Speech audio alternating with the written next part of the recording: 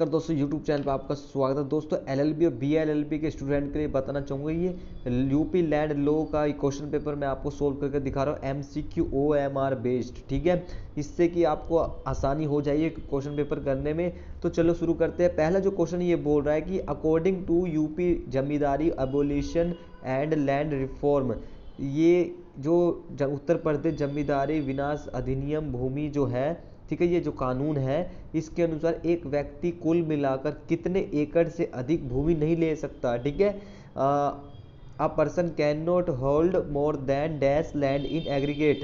ठीक है, आप बताइए इसका आंसर क्या है दोस्तों। इसका आंसर 12.5 एकड़ है। ठीक है, ये इसका आंसर हो जाएगा। अगला क्वेश्चन ये बोलता है, second question, what is the meaning of mutation under UP ZA and LR act. मतलब UP ZA and LR act अधिनियम के तहत उप परिवर्तन का अर्थ क्या है। दोस्तों इसको सिंपल सी बात है, म्यूटेशन कराना होती है। जैसे कोई जमीन है किसी के नाम, तो दूसरे के नाम जमीन करेंगे, ट्रांसफर करेंगे ना, तो उसको म्यूटेशन बोलते हैं। ट्रांसफर ऑफ प्रॉपर्टी, संपत्ति का स्थानापन्न, ये लिखा है। अगर दोस्तों ये क्वेश्चन पेपर में अगर कोई आंसर गलती हो तो उसके लिए माफ़ी मांगते हैं। अगर आपको पता हो वो क्वेश्चन का आंसर, वो आप मुझे कमेंट बॉक्स पे डाल सकते हो। ओके, तो यहाँ पर थर्ड यहाँ पर क्वेश्चन यहाँ पे बोल रहा है दोस्तों, due to which section of UP ZA and LR act a foreign national can not acquire land in India. मतलब यूपी जेडए एंड एलआर अधिनियम की किस धारा के अंतर्गत विदेशी नागरिक भूमि का अधिग्रहण नहीं कर सकता है। विदेशी नागरिक जो है भूमि का अधिग्रहण नहीं कर सकता, मतलब कोई भी विदेशी नागरिक भूमि नहीं खरीद सकता है। धारा सेक्शन 150A के तहत, 150A के तहत नहीं खरीद सकता है। ठीक है, अगर वो खरीदना चाहता है, although a foreign national can not acquire land in India, but अगर वह परमिशन लेगा तो किससे लेगा। हालांकि एक विदेशी नागरिक भारत में भूमि नहीं खरीद सकता है, मगर वो अनुमति किससे लेगा दोस्तों, वो अनुमति लेगा राज्य सरकार से। जिस भी राज्य से खरीदेगा राज्य सरकार से, स्टेट गवर्नमेंट से परमिशन लेगा। ओके, तो अगला क्वेश्चन बोलता है, a transfer made in violation of the section 157B by a scheduled tribe is. मतलब कि धारा 157B के उल्लंघन द्वारा अनुसूचित जाति के व्यक्ति द्वारा किया गया हस्तांतरण क्या होता है। ठीक है, वॉइड होता है, शून्य होता है। ठीक है, ध्यान रखना। अगला क्वेश्चन यहाँ पे ये थोड़ा कटा जल रखा है। सीर मीन्स, सीर का क्या मतलब होता है। सीर का मतलब होता है जमींदार। सीर का मतलब क्या होता है, जमींदार। इसका आंसर हो जाएगा। अगला क्वेश्चन ये बोल रहा है, revenue court has been defined under. जो राजस्व न्यायालय है वो किस में परिभाषित किया गया है। राजस्व न्यायालय दोस्तों दोनों में परिभाषित किया गया है, सिविल प्रक्रिया संहिता की धारा 5(2) में भी और भूमि राजस्व अधिनियम की धारा 4(8) में भी। तो बोथ आ जाएगा सी। ठीक है, अगला बोलता है, which is not included in revenue court. राजस्व न्यायालय में कौन शामिल नहीं है दोस्तों। राजस्व न्यायालय के अंदर राज्य सरकार, स्टेट गवर्नमेंट शामिल नहीं है। ठीक है, बाकी सब शामिल किए जाते हैं।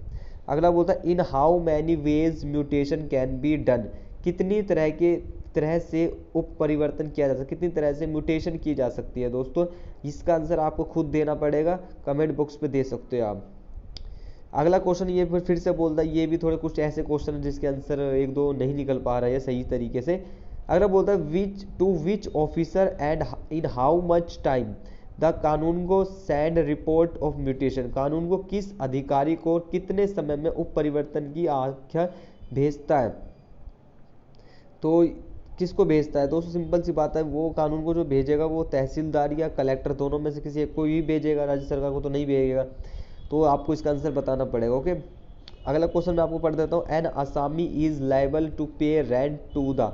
असामी जो किराया देता है किसको देगा किराया। ठीक है, किसको किराया देगा, भूमि धारकों को देगा, ग्रामीण को देगा, तहसीलदार को देगा। ठीक है, इसका आंसर आपको निकालना है। कुछ क्वेश्चन है ये भी थोड़ा ऐसी क्वेश्चन है, इसको कर लेना। रुक जाओ, बढ़िया बढ़िया क्वेश्चन दिखाता हूँ। अगला क्वेश्चन है, ये वाला इंपॉर्टेंट है। Which is not the function of land management committee. भूमि प्रबंधक समिति का निम्न में से कौन सा कार्य नहीं है दोस्तों। इनमें से कौन सा कार्य ये बोलता है, कंडक्ट, ठीक है, और सेटलिंग एंड मैनेजमेंट ऑफ हज बाजार एंड मेलाज। ठीक है, मतलब ये सभी जो है, ये सभी इसके भूमि प्रबंधक के कार्य है। ठीक है, ध्यान रखना, सभी भूमि प्रबंधक के कार्य है। ओके, डी इसका आंसर है। Under which section panel lawyers has been defined, बहुत ही इंपॉर्टेंट है। पैनल अधिवक्ता को किस धारा के तहत परिभाषित किया गया है? पैनल अधिवक्ता को दोस्तों 127 बी के अंडर, ठीक है, अंडर सेक्शन 127 बी के तहत किया गया है। सी इसका आंसर हो जाएगा।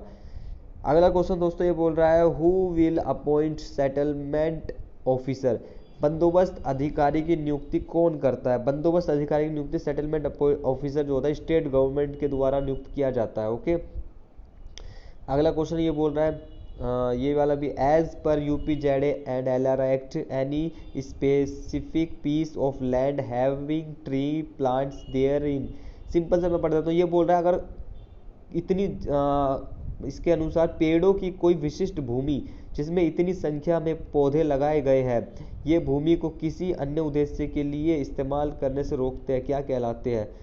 इसको हम क्या कह सकते हैं? बगीचा बोल सकते हैं या वन बोल सकते हैं, सिंपल सी बात है, ज़्यादा पेड़ लगाने वाले को ना, उन सब चीज़ों को।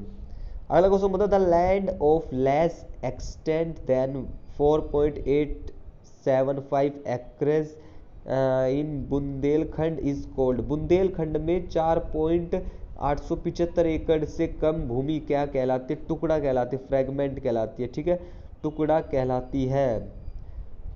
अगला क्वेश्चन बता, the date on which zamindari has been abolished is called, वह तिथि जिसमें जमींदारी को समाप्त कर दिया गया है, तो क्या बोलेंगे उसको? सिर की तिथि बोलेंगे या निहित होने की तिथि बोल सकते हैं हम, डेट ऑफ वेस्टिंग बोल सकते हैं, ठीक है, जिसमें जमींदारी को समाप्त किया गया है, date of vesting. Which land could be acquired by zamindari even after UP tenancy act 1939, ये बोल रहा है उत्तर प्रदेश किराएदारी अधिनियम 1939 के बाद भी जमींदार किस भूमि का अधिग्रहण नहीं कर सकता है, ठीक है, किस भूमि का अधिग्रहण नहीं कर सकता है, इसका आंसर आपको खुद निकालना पड़ेगा। ओके, फिर से ये आ गया, tenant was holding land on patta, किराएदार पट्टा दीवानी पर भूमि जोते तो क्या कहलाता है? उप किराएदार या निवासी, इनमें से आपको आंसर निकालना है। ओके, ये बोल रहा है कंपेंसेशन ऑफिसर सेल फर्स्ट, मुआवजा अधिकारी सबसे पहले क्या बनाता है? मुआवजा अधिकारी सबसे पहले क्या बनाएगा? नोटिस बनाएगा, सिंपल सी बात है ना। अगला क्वेश्चन ये बोल रहा है in which preference can supremacy person can transfer, मतलब ये हो रहा है 157 ए के अंतर्गत एक अनुसूचित जाति का व्यक्ति भूमि हस्तांतरित किस क्रम में कर सकता है? किस क्रम में कर सकता है? इसका आंसर देख सकते हो आप इस तरीके से, आपको आंसर इनमें से एक चॉइस वैकल्पिक एक चॉइस करना पड़ेगा, ठीक है। अगर आप बोलता है एस्टेट मीन्स द एरिया, जायदाद का मतलब वह क्षेत्र है, जायदाद का मतलब वह क्षेत्र है, ठीक है, जो खतौनी में या खेवेट में उल्लेखित है। ए और बी दोनों इसका आंसर हो जाएगा। ओके, इसका भी आंसर आपको निकालना पड़ेगा, कौन सा कथन सत्य है या असत्य है, ये ऐसे क्वेश्चन भी आएंगे आपके, ठीक है।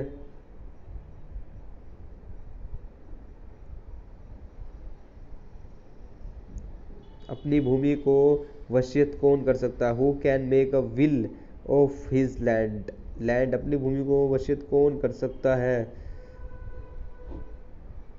इसका आंसर ये हो जाएगा, ठीक है, हस्तांतरित, सी हो जाएगा इसका आंसर, ठीक है। अगला क्वेश्चन बोलता है which section impose restriction upon the letting the land under the act, इस अधिनियम के तहत कौन सी धारा भूमि को पट्टे पर देने पर रोक लगाती है? पट्टे पर देने से रोक लगाती है, बहुत इंपॉर्टेंट क्वेश्चन है ये, अगर आप बताओगे तो बहुत अच्छा रहेगा। 156, अगर आप अपनी जमीन को पट्टे पर नहीं लगा सकते तो उसको रोक लगा दी, 156 पे है, ठीक है। A भूमिधर can exchange his land with the other भूमिधर बाय हुज परमिशन, किसकी अनुमति से एक भूमिधर दूसरे भूमिधर से अपनी भूमि का विनिमय कर सकता है?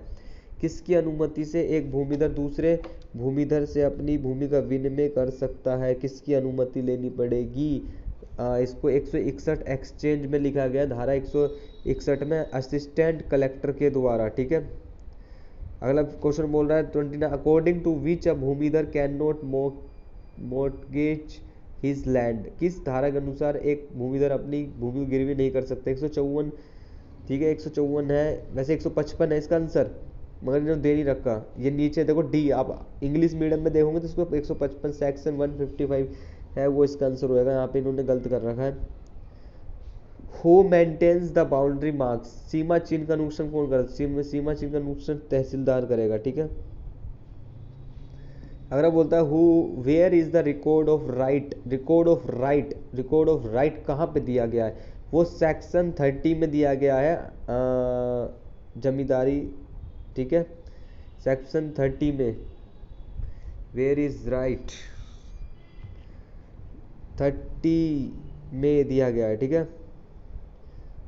अगला बोलता है who was the chairman of zamindari abolition committee? जमींदारी उन्मूलन समिति के अध्यक्ष कौन थे? वे थे गोविंद वल्लभ पंत। गोविंद वल्लभ पंत है, सी इसका आंसर हो जाएगा। ओके दोस्तों, वीडियो देखिए, अच्छी लगी लाइक करें, शेयर करें, कमेंट करें। अगर आपको क्वेश्चन पेपर पूरा चाहिए तो कमेंट बॉक्स पे लिखिए, वीडियो और बनेगी। बाकी है ना, मेरे लो हिंदी बाबा वो टेलीग्राम को ज्वाइन करें, वहाँ पर आपको ये क्वेश्चन पेपर आपको मिल जाएगा। ओके, तो धन्यवाद।